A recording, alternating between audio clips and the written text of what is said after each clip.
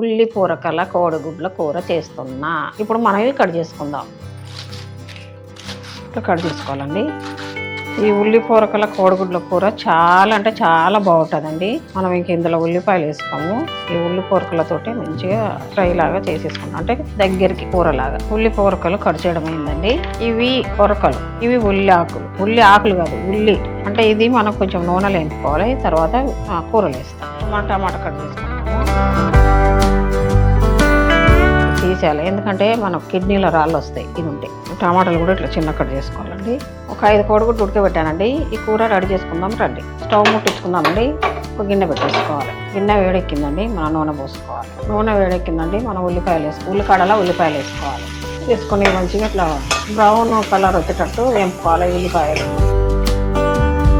ఉల్లిపాయలు కొద్దిగా మగ్గిపోయినాయండి. కొద్దిగా అల్లం వెల్లుల్లి పేస్ట్ వేసుకోవాలి. ఈ అల్లం వెల్లుల్లి పేస్ట్ పచ్చివాసన పోయేదాకా నూనెలో అయితే వేపుకోవాలండి. కొద్దిగా పసుపు వేసుకోవాలండి. పసుపు వేసుకొని ఇట్లా బాగా కలుపుకోవాలి. మనం టమాటాలు కట్ చేసి పెట్టాలండి, ఇది కూడా ఇందులో వేసేసుకోవాలి. మనకు రుచికి సరిపడా ఉప్పు వేసుకోవాలండి. కొద్దిసేపు మూత పెట్టేద్దాం. చూద్దామండి, మూత తీసి. కొద్దిగా మగ్గిపోయిందండి. పచ్చిమిరపకాయలు కూడా వేసేసుకోవాలి. మేము పచ్చిమిరపకాయలు పచ్చివాసన పోయేదాకా మంచిగా నూనెలో ఉడకాలండి, లేకపోతే పచ్చి వాసన వస్తూ ఉంటాయి. ఇప్పుడు ఉల్లాకు కూడా వేసుకుందామండి. ఈ ఉల్లాకు జ్యూస్ చేసుకొని తాగితే ఆరోగ్యానికి చాలా మంచిదండి.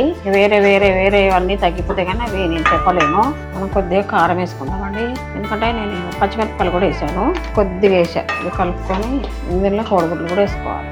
ఇందులో ముందు ఎందుకు వేసినట్టే కొంచెం ఉప్పు కారం మంచిగా పడుతుంది కోడిగుడ్లకి. కొత్తిమీర కూడా వేస్తానండి. ముందు ఎందుకు వేస్తానంటే ఇది కొంచెం మంచిగా ఉడికితే దాని జ్యూసు కూరలకు దిగి చాలా టేస్ట్గా ఉంటుందండి. కోడిగుడ్ల కూర చాలా అంటే చాలా టేస్ట్ ఉంటుంది. కొంచెంసేపు మూత పెట్టి మగ్గనిద్దాం. మూత తీసి కొంచెం వాటర్ పోసుకుందామండి.